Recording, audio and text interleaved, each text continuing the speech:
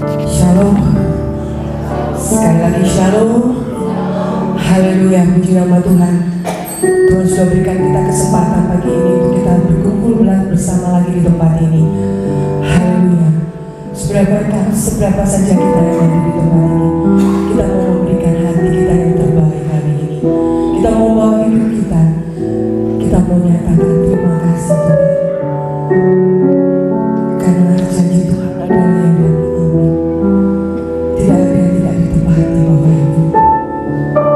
Oleh karena itu pagi ini kita mau katakan terima kasih Tuhan. Terima kasih untuk kebaikan. Haleluya.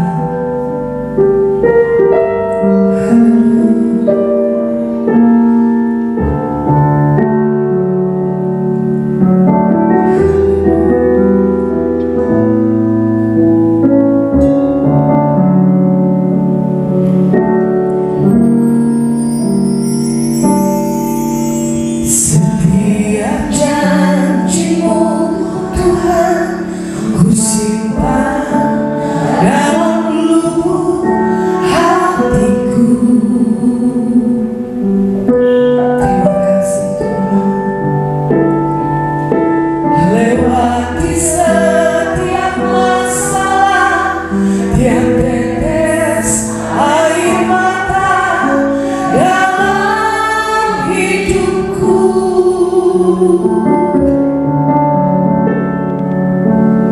Janji-Mu menopang hidupku, kasih-Mu menuntun langkahku di setiap waktu.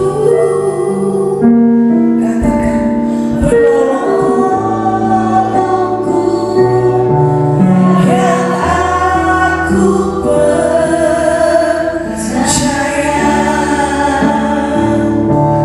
Sekali lagi kita katakan setiap janji-Mu Tuhan, setiap janji-Mu Tuhan. Saya juga Bapak Ibu terima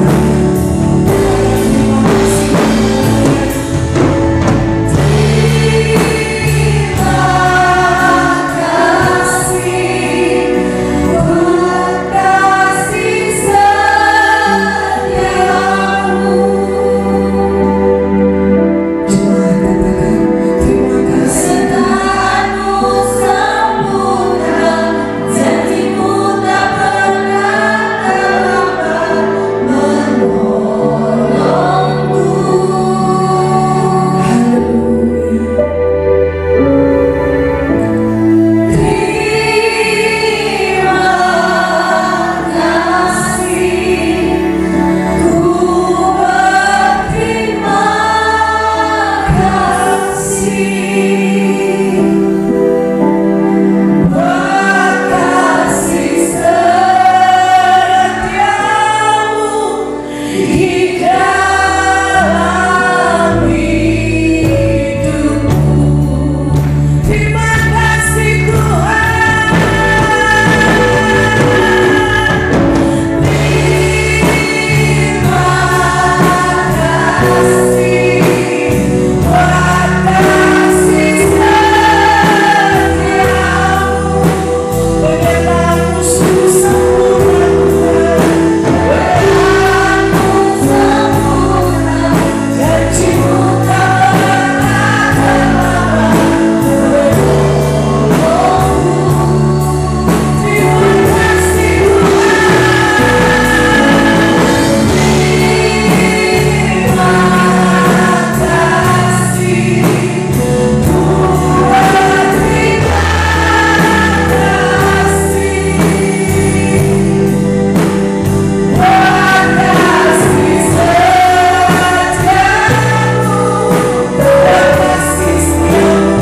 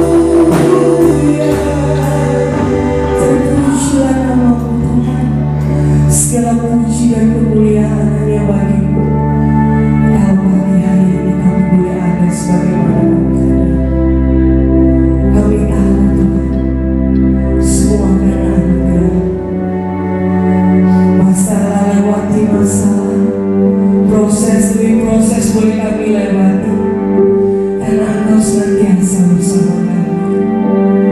Semua karena anugerah-Mu Tuhan, bukan karena kekuatan kami. Pagi ini kami mau mengucap syukur. Pagi ini kami mau katakan terima kasih untuk segala anugerah-Mu untuk kami. Haleluya.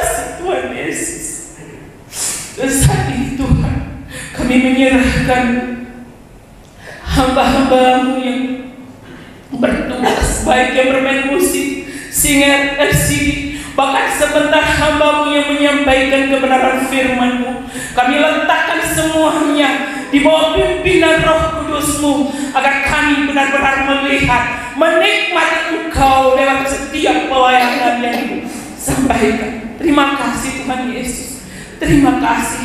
Dan setiap kelemahan kami, setiap kuasa kegelapan yang membawa kami kepada pikiran-pikiran yang najis, kedekingan, bahkan segala permasalahan kami tolak, kami singkirkan dan hancurkan kuasanya di dalam nama Yesus. Kami percaya di tengah-tengah kami Roh Kudus berkarya. Kami percaya urapan-Mu turun atas jemaat-Mu, sehingga kami mampu memberikan pujian yang terbaik yang menyenangkan hati Tuhan. Terima kasih Tuhan Yesus. Kami melanjutkan puji-pujian kami, sebab kami percaya Engkau telah bertata di atas pujian kami. Engkau memperhatikan kami, Engkau melihat hati kami, dan kami percaya kami telah diberkati di dalam kami menyembah Engkau. Terima kasih Tuhan Yesus. Dan kami buka ibadah kami pada pagi hari ini di dalam satu nama yang ajaib, nama yang hidup, nama nama di atas segala nama, yaitu Tuhan Yesus Kristus. Kami berdoa. Haleluya.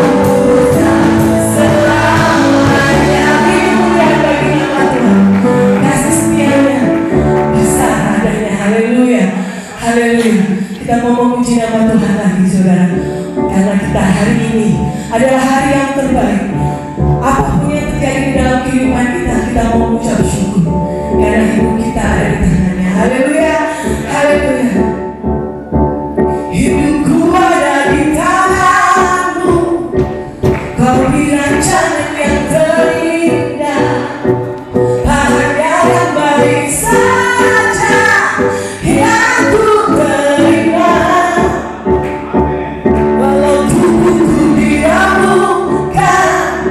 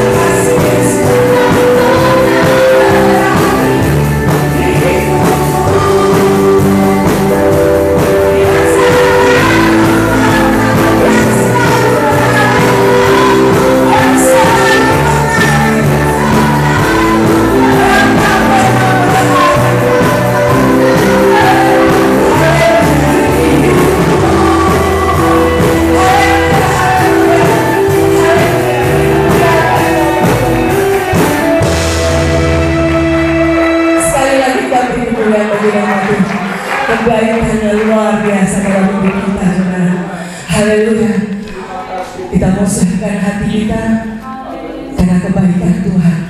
Pagi hari ini kita diberi kesempatan untuk mendengarkan firman Tuhan. Haleluya. Haleluya. Biarlah setiap hati kita pagi hari ini kita mau Tuhan datang untuk memulihkan hati kita, agar hidup kita, hati, pikiran kita sejalan dengan apa yang Tuhan mau. Haleluya.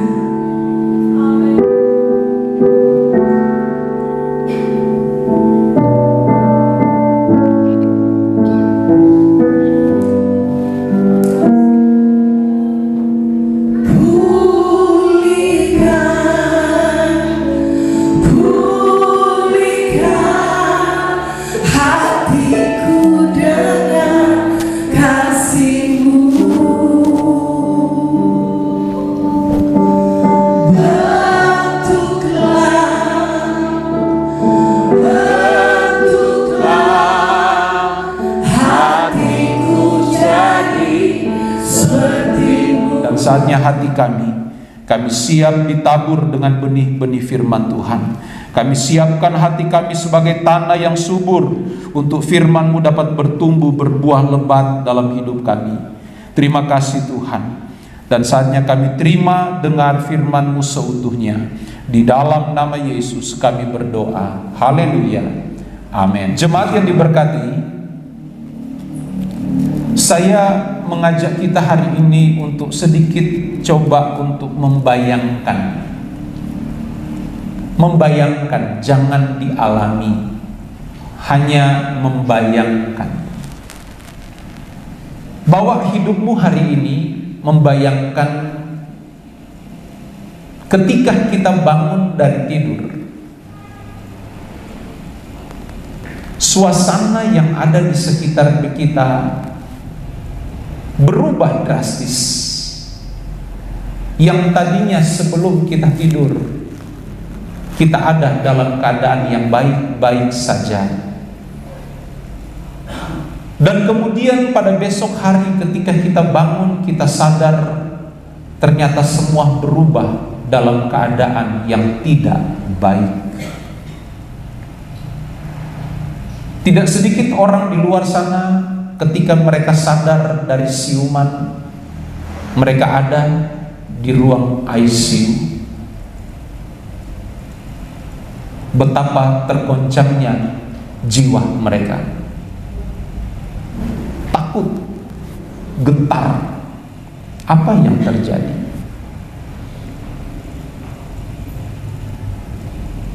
Coba saudara bayangkan ketika saudara terjaga pada hari besok, saudara dan saya mendengar suatu berita yang menggoncangkan jiwa.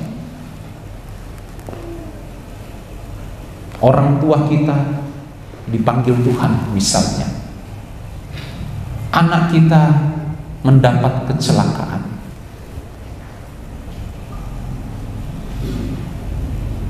Coba saudara bayangkan, dijauhkan Tuhan tidak terjadi dalam setiap kehidupan kita. Saya hanya coba untuk membawa kita hari ini untuk ada dalam situasi yang seperti itu. Apa kira-kira reaksi dan respon kita dengan situasi tersebut? Beberapa belas tahun lalu di Surabaya, ketika selesai dalam suatu pelayanan, ketika saya mendampingi gembala saya melayani di Full Gospel Businessman Chapter Surabaya Timur. Setelah pelayanan kami diajak makan. Tiba-tiba datang seorang bapak duduk bersama kami dan dia mulai bercerita, "Pak Pendeta, saya berterima kasih dengan firman Tuhan yang Bapak sampaikan. Saya dibangun kembali iman saya dikuatkan lagi Pak. Saya bersyukur saya punya Tuhan, Tuhan Yesus yang hebat, yang ajaib." Dia mulai bercerita, "Pak Pendeta, saya punya gudang di Margomulyo, gudang untuk menampung kayu-kayu gelondongan dari Kalimantan. Saya punya pabrik kayu di Kalimantan. Saya punya gudang di Surabaya. Dan ini gudang saya yang kedua waktu itu. Saudara yang tahu lokasi pergudangan di Margomulyo, itu gudangnya besar-besar. Pak Pendeta, saya mau ceritakan bahwa pernah satu kali saya terjaga dari tidur. Saya ditelepon oleh karyawan saya di Kalimantan. Bos, gudangnya, pabriknya terbakar. Tidak ada yang selamat sedikit pun, semua peralatan dan kayu-kayu yang ada di sana. Dan kami harus menunggu 1 minggu sampai apinya benar-benar dinyatakan tidak ada api lagi. Bisa bayangkan. Tapi puji Tuhan Pak Pendeta, saya berdoa, saya bergumul, saya mulai introspeksi diri, dan saya temukan kesalahan saya. Saya minta ampun sama Tuhan, dan saya berjuang lagi dari nol. Tapi puji Tuhan, dalam kurun waktu kurang dari 5 tahun, 3 tahun lebih sedikit, apa yang hilang Tuhan kembalikan 2 kali lipat dari yang hilang sebelumnya. Dia terus bercerita Bapak ini. Tapi Pak Pendeta itu tidak berhenti sampai di situ. Ketika saya mulai usaha, usaha saya mulai berkembang lagi, terjadi peristiwa yang berikut. Saya ditelepon lagi, Pak, gudang Bapak yang baru itu terbakar lagi. Dan itu Bapak ngomong, Pak Pendeta tahu berapa kali saya alami ini? 3 kali. Dan gudang saya dan perusahaan saya yang sekarang ini yang keempat.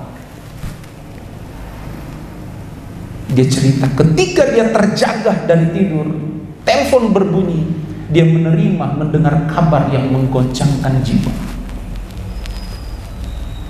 Dia teriak sama Tuhan, Tuhan tidak adil. Tuhan, kenapa seperti ini?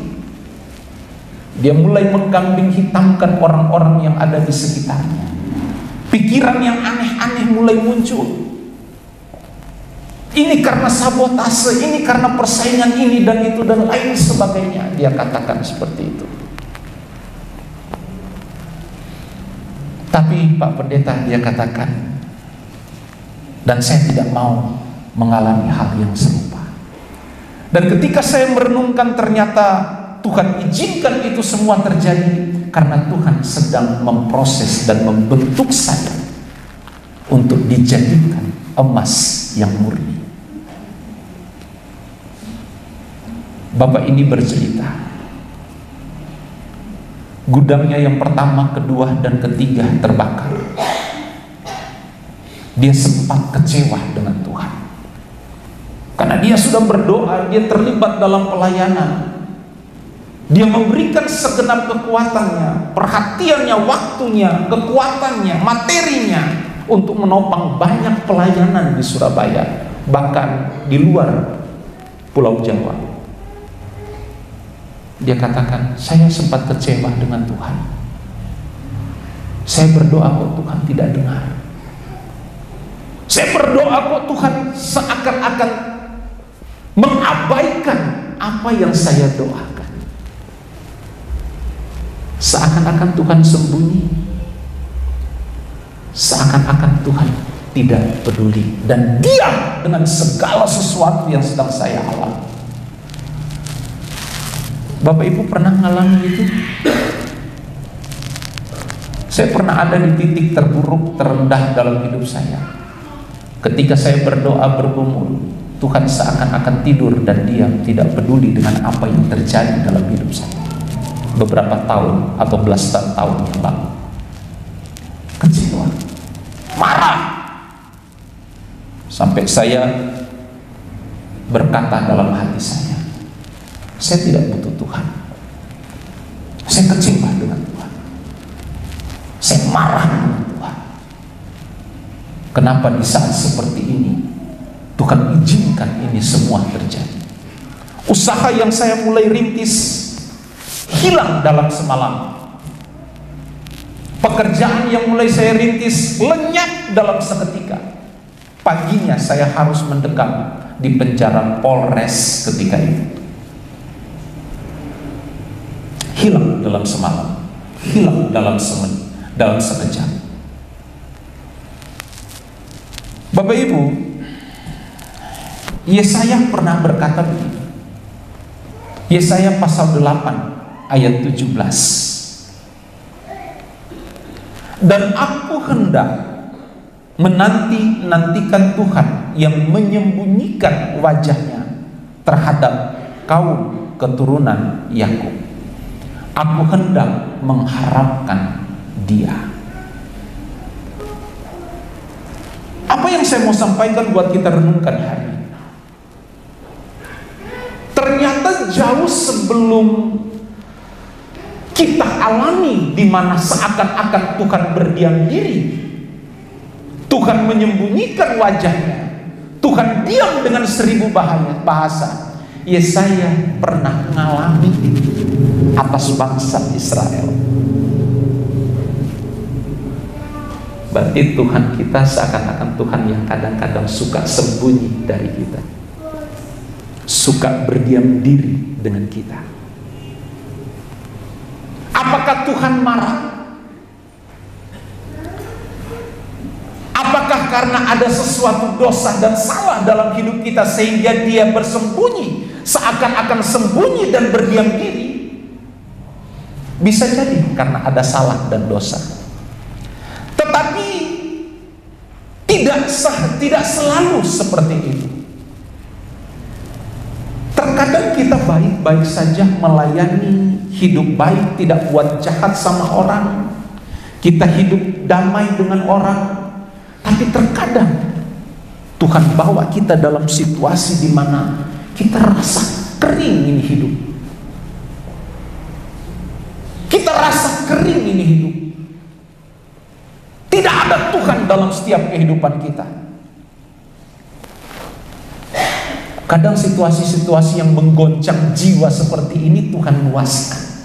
Bukan karena kita berbuat salah, bukan karena kita berbuat salah. Terkadang kita lagi hidup baik di dalam Tuhan, ini Tuhan luaskan. Jadi tidak melulu karena salah dan dosa sehingga Tuhan seakan-akan menyembunyikan wajahnya, berdiam diri dengan 1000 bahasa. No. Terkadang kita lagi asik, bekerja dengan baik, melayani dengan baik, terbentur, dihadapkan dengan banyak persoalan, dapat kabar yang menggetarkan jiwa, dapat kabar yang menyakitkan, dapat kabar di mana kita tidak tahu harus berbuat apa. Bukan karena salah dan dosa, terkadang bukan karena salah dan dosa. Lalu apa? Jemaat yang diberkati Tuhan, kalau saya coba perhatikan dalam kebenaran firman Tuhan, Daud pernah berkata demikian. Tuhan pernah berkata tentang Daud demikian. Kisah pasalnya yang ke-13 ayat 22. Melalui firman Tuhan dalam Kisah Para Rasul pasal 13 ayat 22, Alkitab katakan begini, setelah Saul disingkirkan, Allah mengangkat Daud menjadi raja mereka. Tentang Daud, Allah telah menyatakan, aku telah mendapat Daud bin Isai, seorang yang berkenan di hatiku dan yang melakukan segala kehendakku. Tuhan sendiri lo ngomong bahwa dari sekian banyak orang Israel hari itu, Tuhan temukan Daud yang mana hidup Daud berkenan di hadapan Tuhan. Tuhan katakan, aku telah mendapatkan Daud bin Isai, seorang yang berkenan di hati Tuhan. Daud loh ditemukan Tuhan, hatinya berkenan. Daud di pemandangan Allah diterima oleh Allah karena hatinya berkenan di hadapan Tuhan. Tapi apakah Daud tidak pernah mengalami masa-masa di mana dia tidak mengalami perhubungan yang intim dengan Tuhan? Banyak dalam kitab Mazmur. Daud sendiri bersaksi. Dalam Mazmur pasal 10 ayat 1 misalnya, Daud pernah ngomong begini, "Mengapa engkau berdiri jauh-jauh, ya Tuhan, dan menyembunyikan dirimu dalam waktu-waktu kesesakan?" Bingung kan? Padahal Tuhan dapati Daud adalah orang yang berkenan di hadapan Tuhan. Dan Tuhan yang memproklamirkan bahwa Daud adalah orang yang melakukan kehendak dan berkenan. Tapi dalam perjalanan waktu, orang yang didapati Tuhan berkenan, Daud bersaksi, Daud berkata dalam ayat ini, "Mengapa engkau berdiri jauh-jauh, ya Tuhan, dan menyembunyikan dirimu dalam waktu-waktu kesesakan?" Ketika Daud mengalami persoalan, ketika Daud mengalami ujian, tantangan dalam hidupnya, Daud pasti sudah berdoa, Daud pasti bergumul, tapi Daud katakan, "Tuhan, kenapa engkau jauh-jauh dariku?" Kata jauh-jauh di sini artinya Tuhan tidak dapat dijangkau oleh Daud seperti masa-masa sebelumnya ketika Daud berseru, tangan Tuhan begitu cepat terlibat dalam segala perkara yang dialami Daud. Tapi pada titik ini Tuhan tidak ada sama sekali. Di mana Tuhan? Di saat aku lagi mengalami persoalan, Tuhan di mana? Karena kadang kita berpikir, karena kadang yang terbangun dalam kehidupan kita orang Kristen, ketika kita dekat Tuhan, maka semua akan running well, berjalan dengan baik, berjalan dengan mulus. Ternyata enggak. Daud loh orang yang berkenan. Tapi Mazmur 10 ayat 1, Daud katakan, "Di mana engkau Tuhan?" Bahkan bukan hanya sekali atau dua kali Daud mengalami hal demikian. Mazmur 43 misalnya ayat 2. Mazmur 43 ayat 2. Apa Alkitab katakan di sana? "Sebab engkaulah Allah tempat pengungsianku. Mengapa engkau membuang aku? Mengapa aku harus hidup berkabung di bawah impitan musuh?" Sekali lagi, apakah Tuhan salah menilai hati Daud?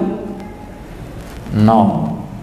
Saya percaya Tuhan tidak pernah salah menilai hati kita hari ini. Tuhan sangat tepat menilai keadaan kita.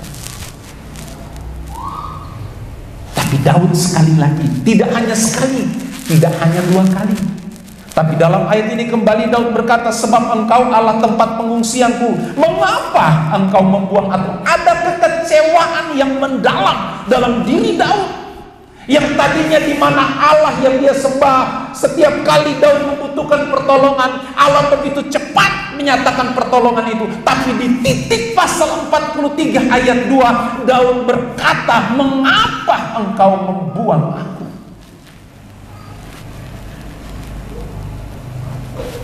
Wah, jadi saya mau katakan begini Bapak Ibu, ketika Tuhan seakan-akan menyembunyikan wajahnya, seakan-akan Tuhan diam dengan 1000 bahasa, tidak meresponi pergumulan kita, tidak menjawab doa kita, bukan karena salah dosa. Memang terkadang salah dosa yang membuat Tuhan bersembunyi atau berdiam diri.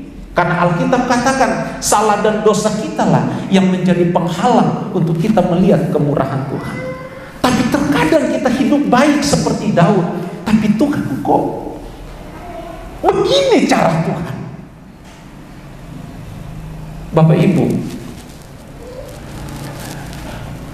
saya membaca satu pernyataan seorang penulis buku.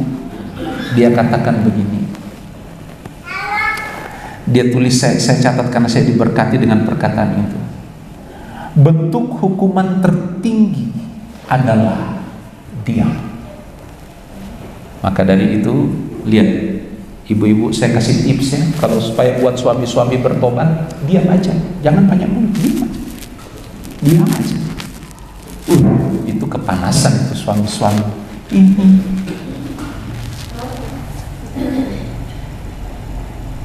Bentuk hukuman tertinggi adalah diam. Coba saudara diam 1000 bahasa. 1 menit diam. Jangan batuk kan Anda, jangan batuk. Bosan kan kita, buring kan?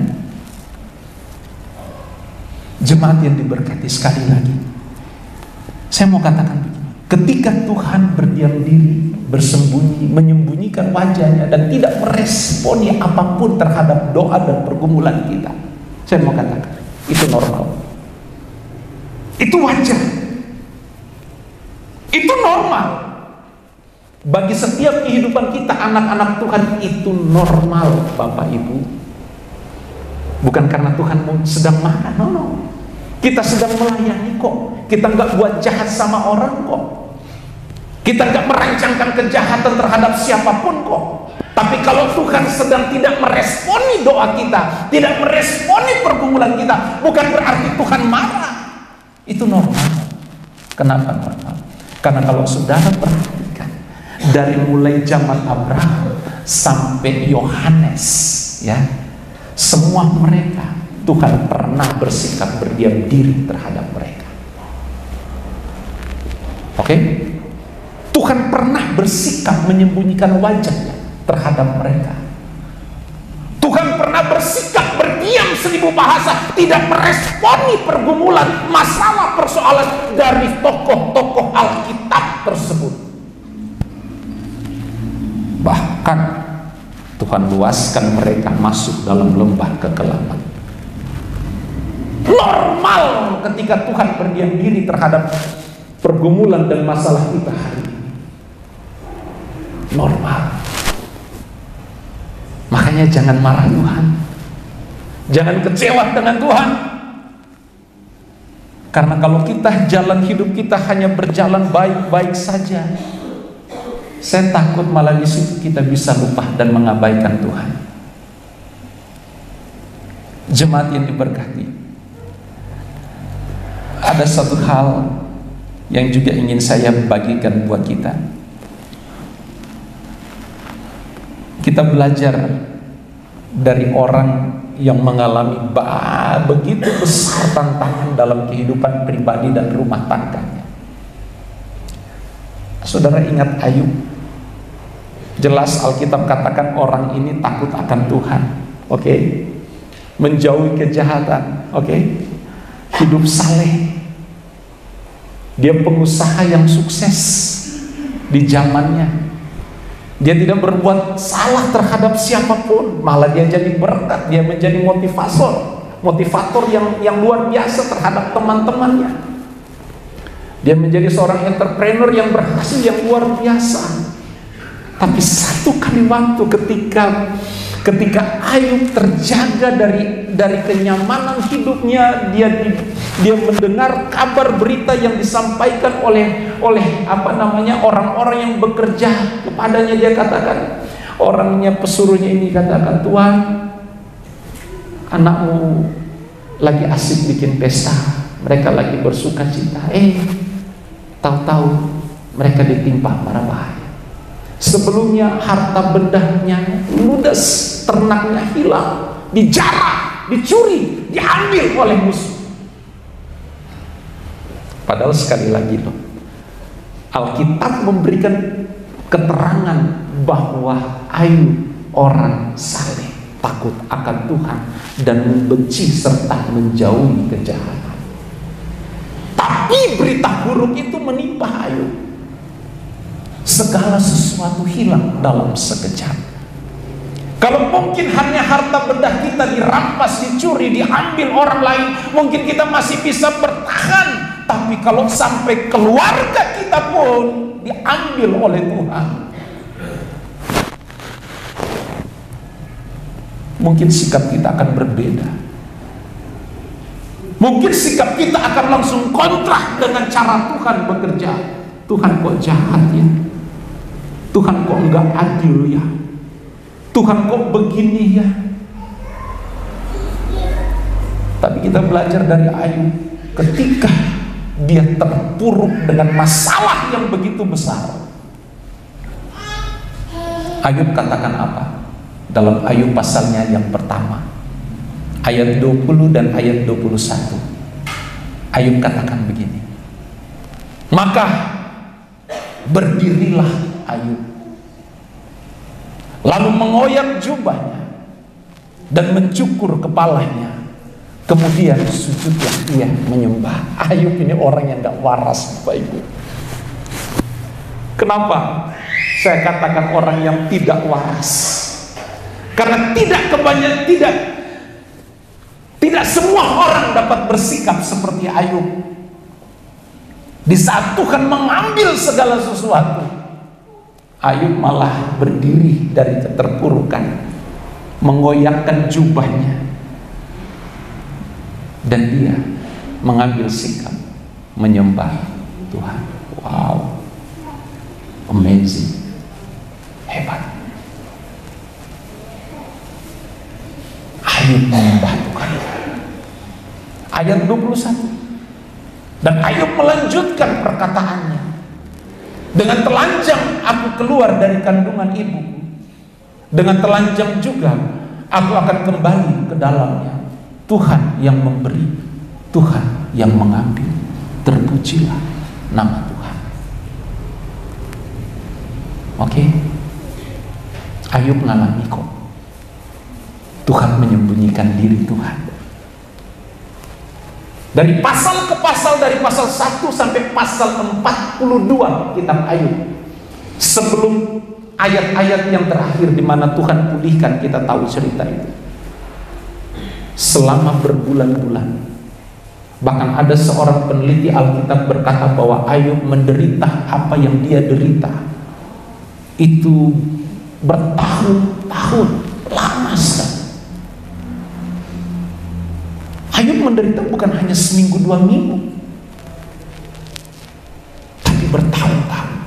Dalam kondisi seperti itu, dia berdoa, Tuhan tidak jawab. Dia berseru, Tuhan berdiam diri. Teman-temannya datang menghibur, memberikan motivasi, memberikan kekuatan kepada Ayub. Toh Ayub tidak kunjung menikmati pertolongan dari Tuhan. Jadi saya mau katakan, jika hari ini kita berdoa, kita bergumul, dan Tuhan tidak menjawab, dan Tuhan tidak respon, bukan berarti kita tidak percaya Tuhan. Sekalipun di saat-saat seakan-akan Tuhan tidak dapat dipercaya, saya mau katakan, tetaplah percaya Tuhan. Tetaplah percaya Tuhan. Kenapa saya katakan tetaplah percaya Tuhan? Karena pertama, kita ini manusia terbatas adanya. Amin. Kita hanya tahu apa yang terjadi di belakang kehidupan kita. Selangkah ke depan kita nggak tahu apa yang Tuhan rancangkan. Amin. Maka dari itu, sekalipun Tuhan seakan-akan tidak dapat dipercaya karena Tuhan berdiam diri mungkin, tapi saya mengatakan tetaplah percaya Tuhan.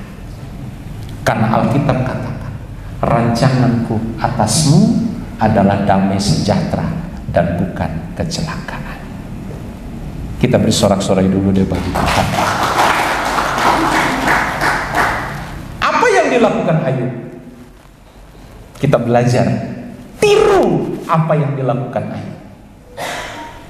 Dalam keterpurukan, dalam masalah yang besar, Tuhan berdiam diri, Tuhan menyembunyikan wajahnya, tidak meresponi pergumulan Ayub. Ayub pasal 7 ayat 11. Ayub ngomong seperti ini. Oleh sebab itu, aku pun tidak akan menahan mulutku. Aku akan berbicara dalam kesesakan jiwaku, mengeluh dalam kepedihan hatiku. Apa yang dilakukan Ayub? Sekalipun Tuhan tidak respon, Ayub tetap percaya. Dengan apa sikap Ayub percaya kepada Tuhan? Ayub tetap mencurahkan isi hatinya kepada Tuhan. Ayub tetap curhat sama Tuhan. Kalau kita kan enggak. Seorang yang sudah kita tidak percaya, tidak mungkin kita curhat sama dia. Tapi Ayub tetap mencurahkan isi hatinya kepada Tuhan. Karena dia percaya. Disinilah bukti iman. Percayanya Ayub itu enggak main-main. Sekalipun Tuhan seakan-akan tidak dapat dipercaya, tapi Ayub tetap percaya bahwa Tuhan sedang bekerja di balik segala perkara yang sedang dia hadapi. Mau gak kita curhat sama Tuhan? Sekalipun Tuhan gak respon curhatan kita. Jangan curhat sama di medsos. Banyak orang Kristen curhat di medsos. Orang Kristen berdoa di medsos. Kalau Tuhan terlalu lambat meresponi, biasanya di medsos jadi sasaran. Jemaat yang diberkati Tuhan, sekalipun Tuhan tidak mendengar atau tidak meresponi pergumulan kita, kita tetap percaya kepada Tuhan. Oleh sebab itu, aku pun tidak akan menahan mulutku. Aku akan berbicara dalam kesesakan jiwa. Dalam keterpurukan, dalam ketertekanan persoalan masalah yang begitu berat, Ayub tetap berbicara.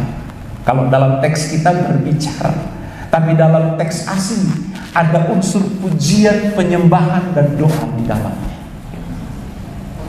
Kalau hidup kita jalannya bebas, fine-fine aja, kita mau datang menyembah Tuhan mah enak-enak aja. Tapi kalau di saat kita lagi terpuruk persoalan, apakah kita masih bisa datang menyembah Tuhan? Itu kan masalahnya. Apakah kita masih dapat memuji, mengagungkan Tuhan? Itu problem yang sering kita alami.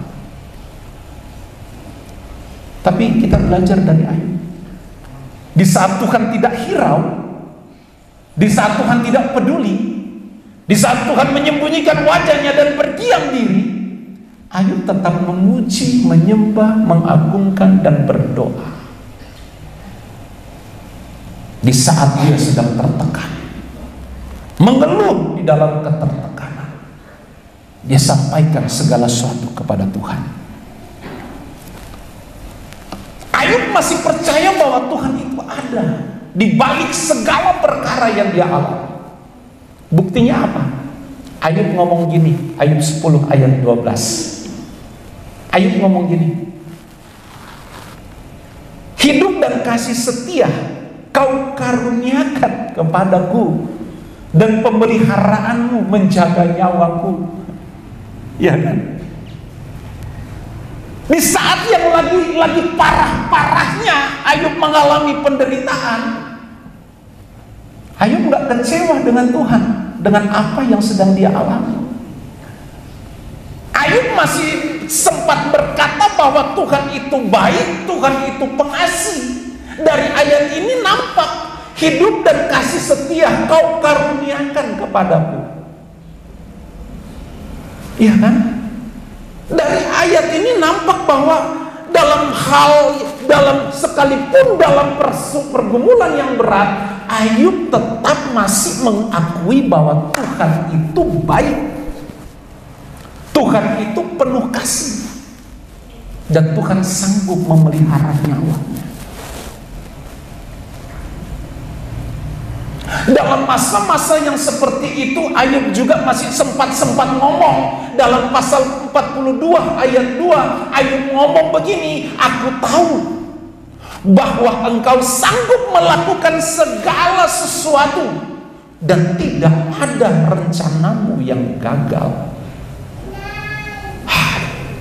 Bapak Ibu, ketika saya merenungkan kondisi Ayub, mungkin kita yang ada nih gak sanggup hadapi itu, gak sanggup. Mungkin sikap kita akan berbeda dengan Ayub. Tapi saya coba merenungkan ketika saya membaca profilnya Ayub, membaca masalah yang dialami oleh Ayub, melihat kebenaran firman Tuhan tentang Ayub. Di masa-masa seperti itu Ayub masih saja menempatkan Tuhan yang dia sembah, bahwa apapun yang dirancang oleh Tuhan adalah yang terbaik untuk dia, untuk Ayub. Jadi sekali lagi, apa yang saya mau tekankan buat kita renungkan hari ini, jika kita menghadapi banyak ujian, tantangan, persoalan, masalah, apapun itu, bukan berarti Tuhan sedang marah kita. Tetapi mari kita garis bawahi, dari Abraham sampai Yohanes, saya batasi Yohanes aja ya,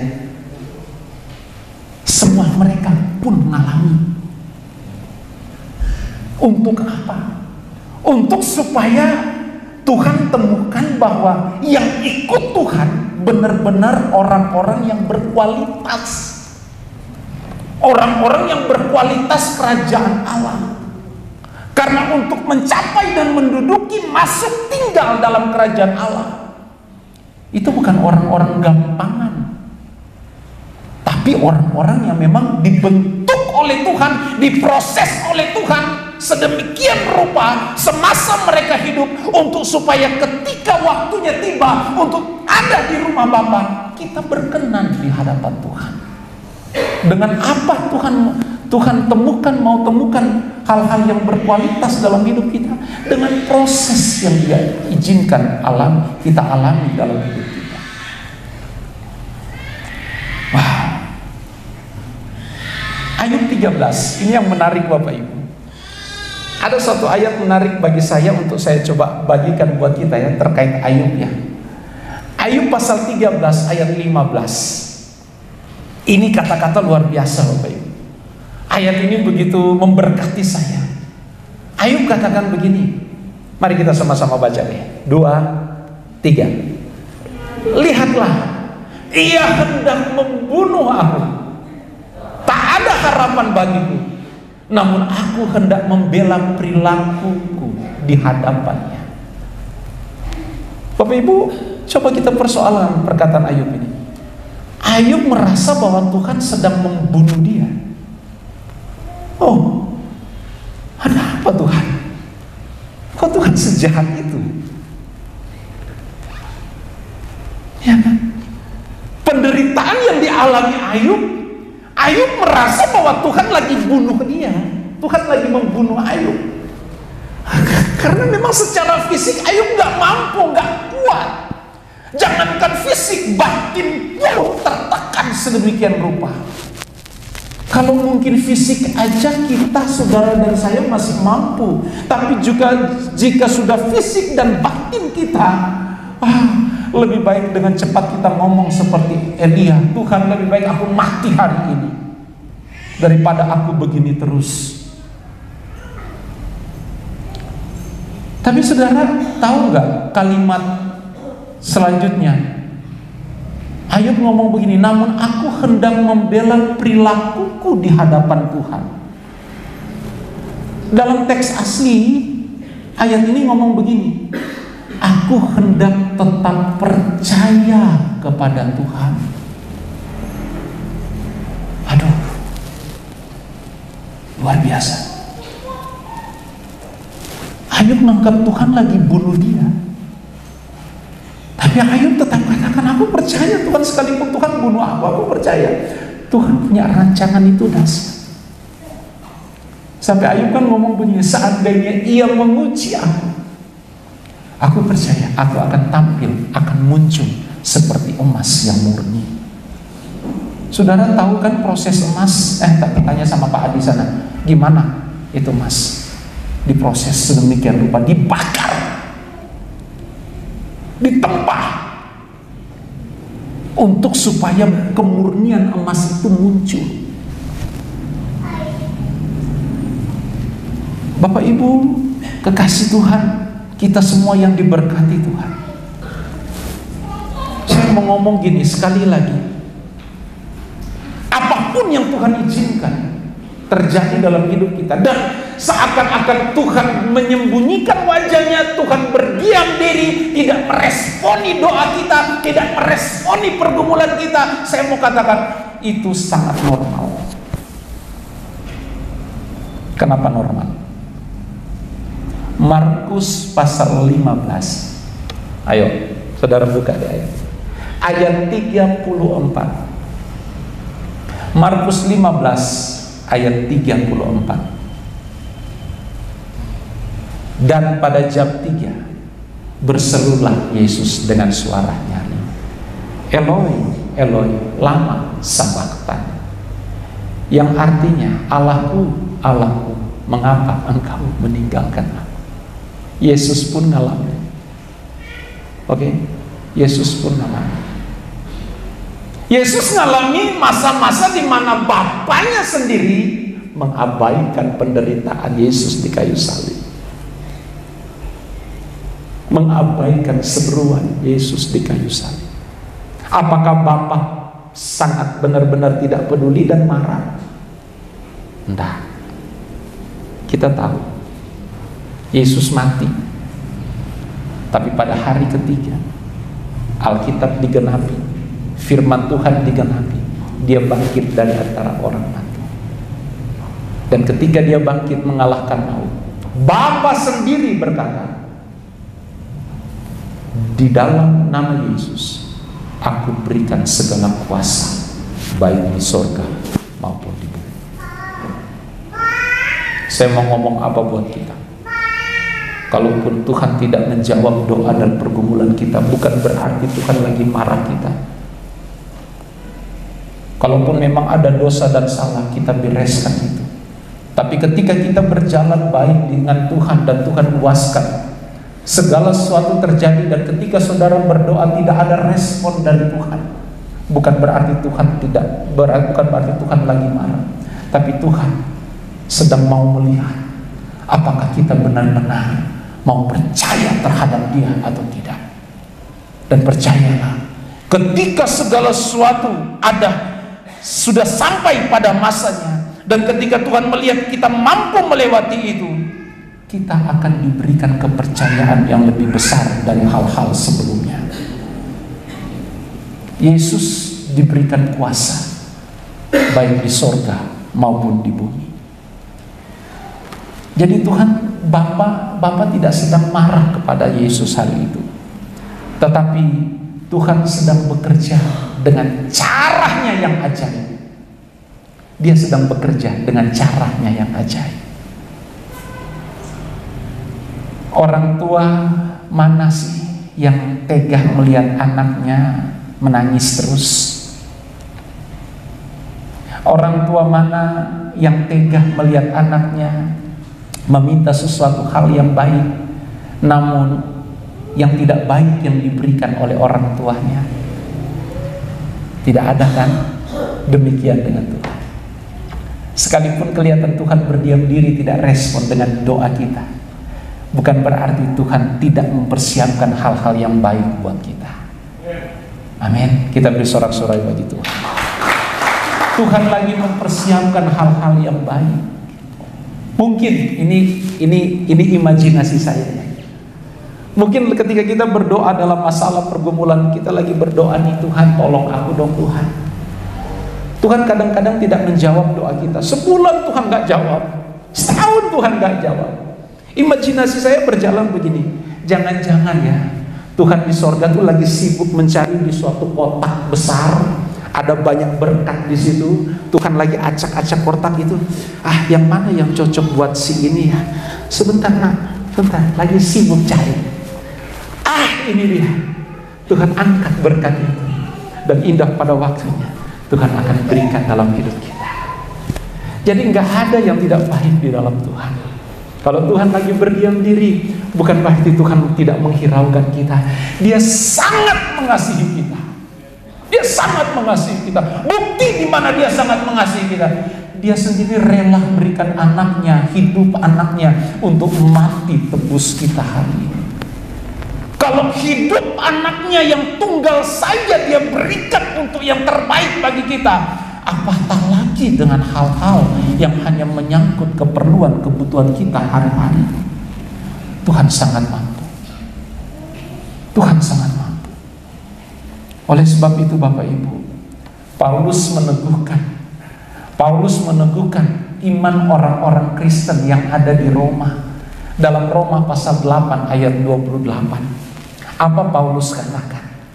Kita tahu sekarang bahwa Allah turut bekerja dalam segala sesuatu untuk mendatangkan kebaikan bagi mereka yang mengasihi aku. Paulus mau ngomong, kalian tetaplah bertahan dalam imanmu. Kalian tetap percaya Tuhan. Kalian jangan beranjak dari imanmu, jangan tinggalkan imanmu, tetap percayalah. Ingat, Allah sedang bekerja dengan caranya sendiri untuk mendatangkan kebaikan bagi setiap kita hari ini. Usahamu lagi sepi, enjoy aja, jalani. Tokomu lagi sepi, enjoy aja. Bangun pagi seperti biasa, jalani aktivitasmu. Urusan berkat itu Tuhan yang lebih tahu. Tugas kita, aktivitas kita bangun pagi, berdoa dan lakukan apa yang menjadi tanggung jawab kita. Masalahmu tidak ditolong, tidak dijawab oleh Tuhan, doamu tidak ada mujizat terjadi. Enjoy aja, jalani hidupmu, tetap indah di dalam Tuhan, tetap melayani Tuhan, tetap beri yang terbaik untuk Tuhan. Karena Tuhan tidak mungkin tidak menepati firman atau janjinya. Oleh sebab itu saya mau katakan, sekalipun seakan-akan Tuhan tidak dapat dipercaya karena tidak menjawab doa kita, tapi saya mau katakan tetaplah percaya, karena Tuhan tidak mungkin memungkiri janjinya. Dia pasti akan menggenapinya. Ayat yang terakhir, Lukas pasal 8 ayat 50. Lukas 8 ayat 50. Kita baca sama-sama ayat yang terakhir sebagai ayat penutup. Kita baca sama-sama Lukas 8 ayat 50. Ya, kita baca sama-sama. 2, 3. Tetapi Yesus mendengarnya dan berkata kepada Yairus, jangan takut, percaya saja, dan anakmu akan sembuh. Boleh beri sorak-sorai begitu. Yairus dengan segala beban masalah yang dia alami, dia berupaya untuk menemui Yesus dengan luka yang dia alami. Mungkin dalam perjalanan ketika hendak mencari Yesus, banyak pikiran yang berkecamuk dalam diri Yairus. Apakah anakku? Apakah anakku dapat hidup? Apakah anakku masih bisa tertolong? Tapi ketika pikiran Yairus dipenuhi dengan tanda tanya, Yairus tidak mandek dan berdiam diri. Yairus tidak berdiri di tempat dan menyesali keadaan. Tapi Yairus dengan segala pertanyaan yang besar, dia tetap cari Yesus. Ketika dia jumpa dengan Yesus, Yesus sudah tahu apa yang dibutuhkan Yairus. Yesus tidak mendatangi rumah Yairus dan menyembuhkan, menjamah atau mendoakan anak Yairus secara pribadi. Tapi apa yang membuat anak Yairus mengalami mujizat? Iman dari Yairus. Imannya kapan timbul? Ketika dia dengan banyak pertanyaan, banyak persoalan, banyak pergumulan, tetap maju mencari Tuhan, tetap mengandalkan Tuhan. Ketika tiba di hadapan Yesus, Yesus sendiri kata, pulanglah, anakmu sudah sembuh. Adakah masalah menghalangi kita untuk tidak datang di hadapan Tuhan? Jangan sampai. Tapi marilah kita terus berjalan bersama-sama. Temui Tuhan. Sekalipun Tuhan, seperti respon Tuhan kepada perempuan Samaria. Perempuan Samaria katakan, ya aku anjing Tuhan, tapi aku pun hidup dari remah-remahmu. Oke? Tuhan berdiam diri, normal. Tuhan menyembunyikan wajahnya, normal. Karena Tuhan sedang mau membentuk kita, untuk kita dijadikan alatnya yang mulia di dalam rumahnya yang kudus. Kita beri sorak-sorai sekali lagi bagi Tuhan. Tutup Alkitab saudara.